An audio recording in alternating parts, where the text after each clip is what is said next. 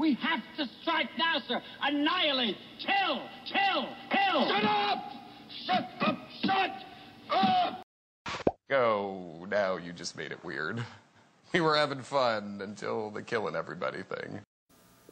This is actually the reading of an article in part. So I would encourage you to look at the original article because it's peppered with links to all kinds of other resources that are relevant. So I'll read portions of it and then feel free to look up the text version for all those resources. It's called Religious Wars versus Atheist Wars.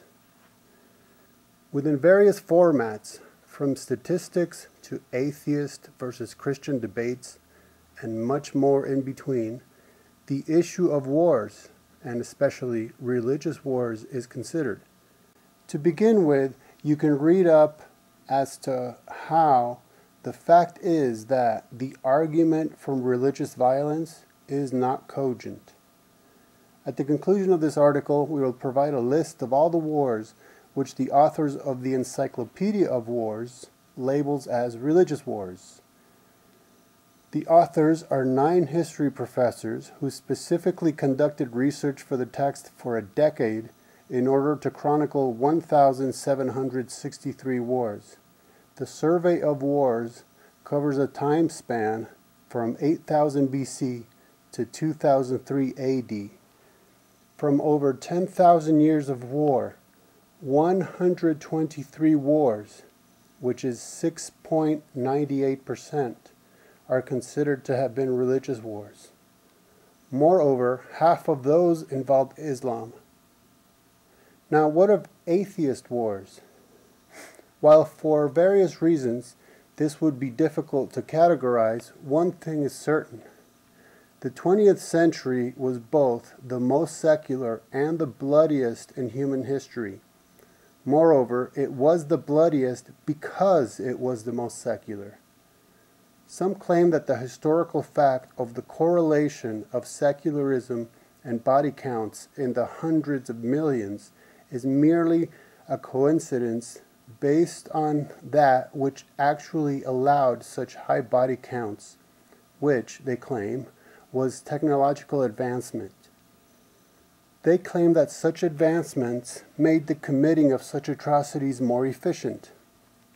However, this is clearly false, as most of those hundreds of millions were not murdered by anything more technologically advanced than one bullet to the head, or a machine gun at most. Many others were simply starved to death, which requires no technology whatsoever. The fact is that it was the secular worldviews which caused people to be seen as nothing but expendable bioorganisms.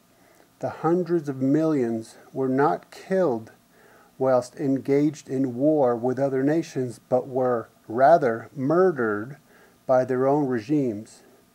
They were not soldiers, but civilians, and they were not facing an enemy from without, but from within, their own leaders. Author, researcher, and Socratic gadfly Vox Day notes, apparently it was just an amazing coincidence that every communist of historical note publicly declared his atheism. There have been 28 countries in world history that can be confirmed to have been ruled by regimes with avowed atheists at the helm. These 28 historical regimes have been ruled by 89 atheists, of whom more than half have engaged in democidal acts of the sort committed by Stalin and Mao. And here, democidal is defined as a term coined to describe governmental instigated mass murder of its own citizens. And Vox Day continues, the total body count for the 90 years between 1917 and 2007 is approximately 148 million dead at the bloody hands of 52 atheists, 3 times more than all the human beings killed by war, civil war, and individual crime in the entire 20th century combined. The historical record of collective atheism is thus 182,716 times worse on an annual basis than Christianity's worst and most infamous misdeed, the Spanish Inquisition. It was not only Stalin and Mao who were so murderously inclined. They were merely the worst of the whole hell-bound lot. For every Pol Pot, whose infamous name is still spoken with horror today, there was a Mengistu, a Beirut, and a Koibalsan, godless men whose names are now forgotten everywhere but in the lands they once ruled with a red hand. Is a 58% chance that an atheist leader will murder a noticeable percentage of the population over which he rules sufficient evidence that atheism does, in fact, provide a systematic influence to do bad things? If that is not deemed to be conclusive, what about the fact that the average atheist crime against humanity is 18.3 million% worse than the worst depredation committed by Christians, even though atheists have had less than 1/20th the number of opportunities with which to commit them? If one considers the statistically significant size of the historical atheist set and contrasts it with the fact that not 1 in 1,000 religious leaders have committed similarly large-scale atrocities, it is impossible to conclude otherwise, even if we do not yet understand exactly why this should be the case. Once might be an accident, even twice could be coincidence, but 52 incidents in 90 years reeks of causation. And that was the quote from Box Day, concluding. And this is the point. This has been about atheist leaders who murder a noticeable percentage of the population over which he rules, and they do so because of their worldviews, which has them view other humans as either beneficial to their ends or useless, worthless eaters, depleting resources in the struggle for life. Mein Kampf, my struggle.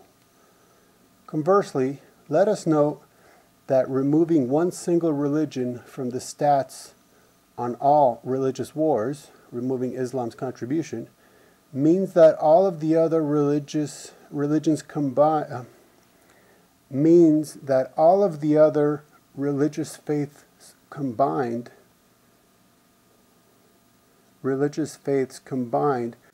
only account for 3.35% of humanity's wars. The historical evidence is conclusive. Religion is not the primary cause of war. Indeed, it is not even anywhere near the realm of being close.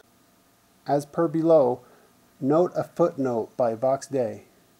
Ironically, the seventh war of religion was not a religious war. The Encyclopedia of War has this to say: the seventh war of religion in 1580, also known as the Lovers' War, had little to do with hostilities between the Catholics and Protestants.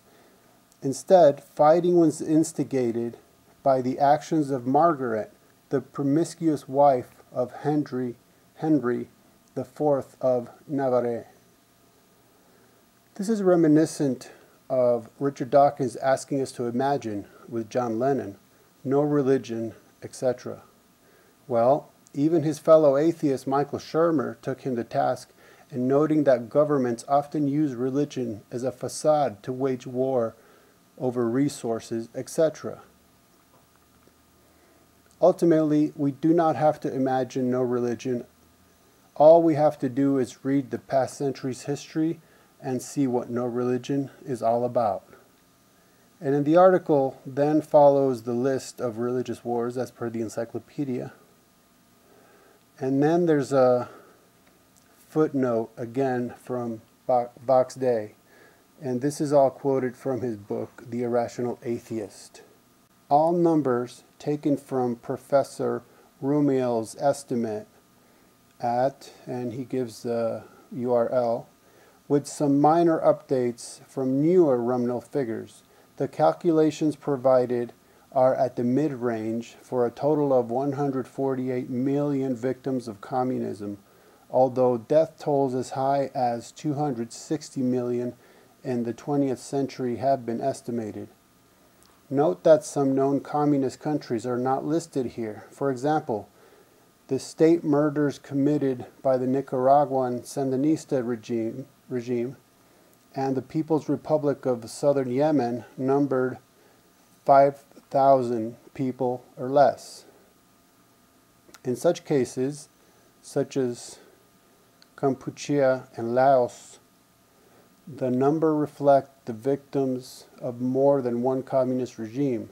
For example, the Khmer Rouge ruled Kampuchea from 1975 to 1978, after which the Vietnamese-installed puppet government ruled until 1991. Both regimes committed mass murder, although the Khmer Rouge were 10 times as deadly as their successors. Professor Rumiel estimates 38.5 million people killed in all the wars and civil wars throughout the 20th century, averaging the published murder rates for the 4 largest countries in the world, China, India, and the USA, and the EU at their respective high points. I calculated an estimated global murder rate of 3.12 per 100,000 population and multiplied it by an average 20th century population of 3.82 billion to reach an estimate of 11.9 million private murder victims in the 20th century.